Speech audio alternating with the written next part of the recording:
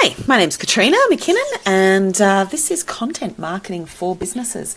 So I'm just going to show you, we often get asked, where do our writers come from and how do we find writers and hire writers? And I'll go into that in other screencasts, but in a lot more detail. But I want to show you the type of content that where our writers are producing. And we are finding all of our writers in Kenya at the moment. They're just, we're just thoroughly enjoying working with our Kenyan team. Wonderful, amazing people, so clever. Just lovely anyway. But, it's all good and well to be really nice people, but the quality of the writing that comes out is really amazing. So I'll just give you a bit of an example.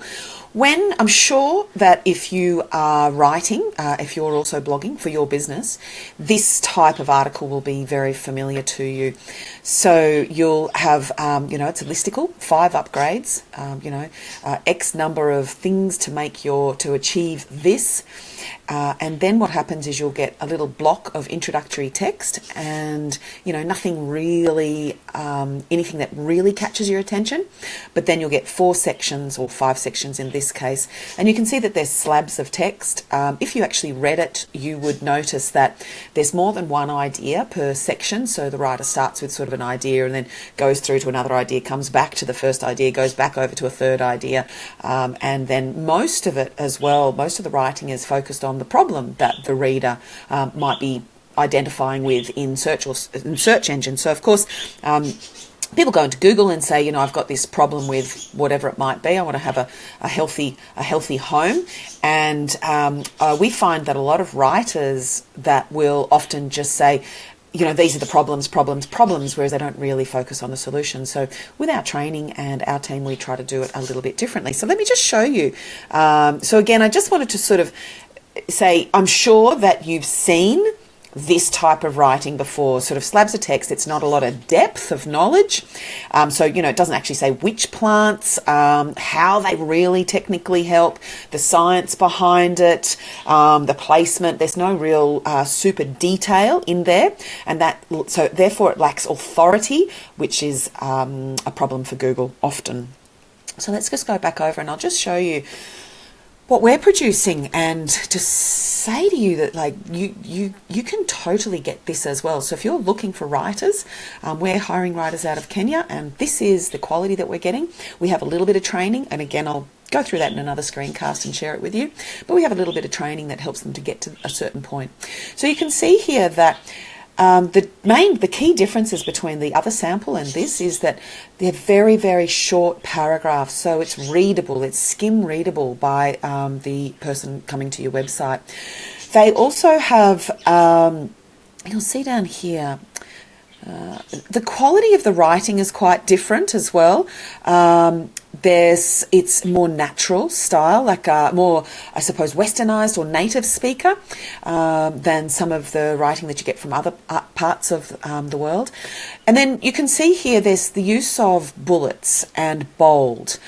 And there's far more authority links, so authority citations out to other websites who have more information on that particular idea. So you can see here that the writer's linking out to several tile patterns, so the wall pattern, so more expert knowledge in that area, which creates a cluster effect for Google to sort of say, oh, look, this is contextually relevant. So you can just see, like in this example, this writer is able to break everything up into much smaller pieces of content so that it's really easier for the reader to digest. So that's one writer. I'll show you, this is a totally different writer in our team. Nice way to start, they do very, these writers have been taught and they've also come to our team with a certain degree of skill in writing for the web and for users, for readers. And you can see again the citation. So in the other example I showed you, other writers will perhaps go and grab they'll say Princeton study by researchers at, but they won't actually link out to that study. And so again, we are able to teach our writers to link to the actual study. In this case, they're linking to an article of the study, but that's okay. We'll fix that in our sub-editing process. But again, you can see that there's contextual links through to the client throughout. There's one idea per paragraph.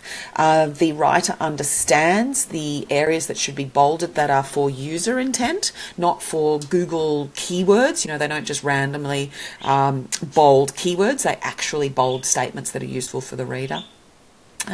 Again, there's more focus on solutions for the reader as opposed to just reiterating the problems that the reader already knows about.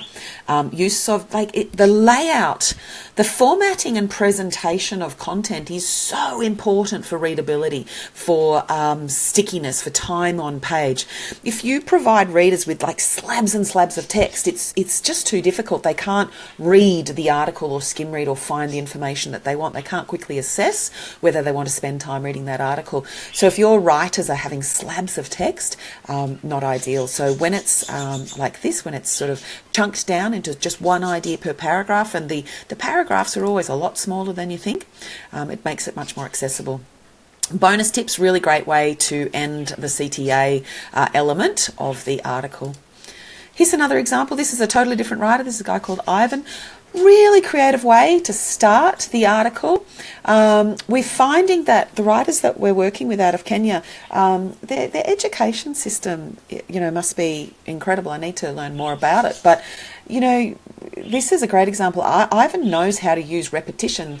Other writers from other regions, when we see their work, they will use repetition because they've made a mistake with it. Whereas Ivan is such a good writer, he's able to use repetition as a nuanced way of communicating with the reader.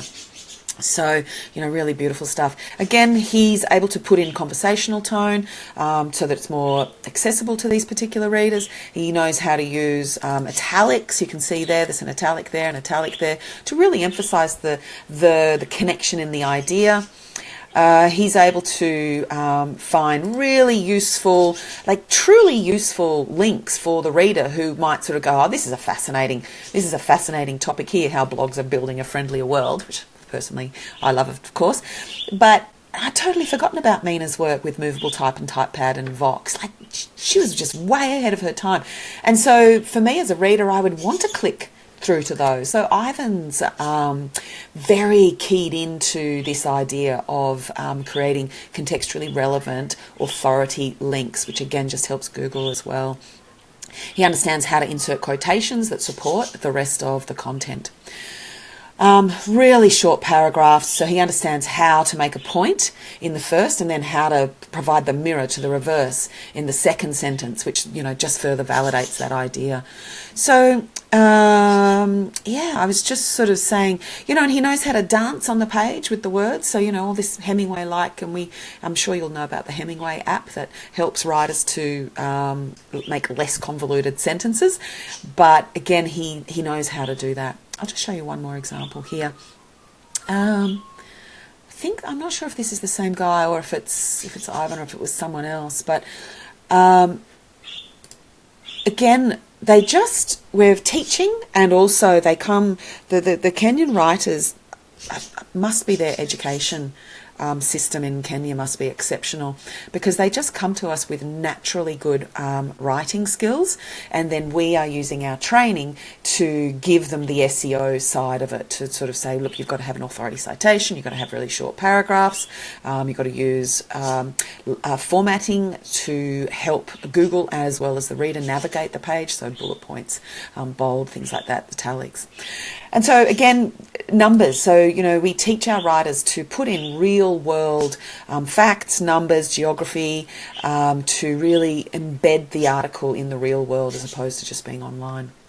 And so, so if you compare, I'm sure that if you're in the content marketing side of the business, if you're responsible for blogging in the business, you'll be able to instantly see, and the point of this screencast, of course, is just to point out those nuances if you're not quite so familiar with blogging, that this is the sort of stuff that you look for in writers to try to elevate the work that's being produced. So instead of slabs of text, no formatting, very weak CTAs, very weak, very weak conversion points, and,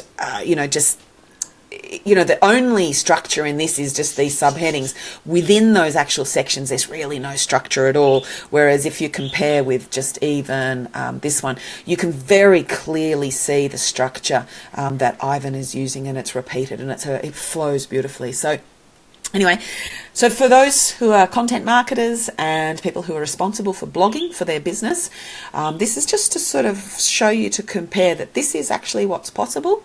We're not doing anything particularly special, I don't think. We're hiring people from the right place who have got the right education, who've got the right sort of basic skills, and then we're just adding to their education in terms of SEO with our training courses. But this is what we're producing. And these are unedited, so they haven't been through our editing process. They haven't, a sub-editor hasn't seen it, a proofreader hasn't seen it. This is literally what we're getting as the raw article.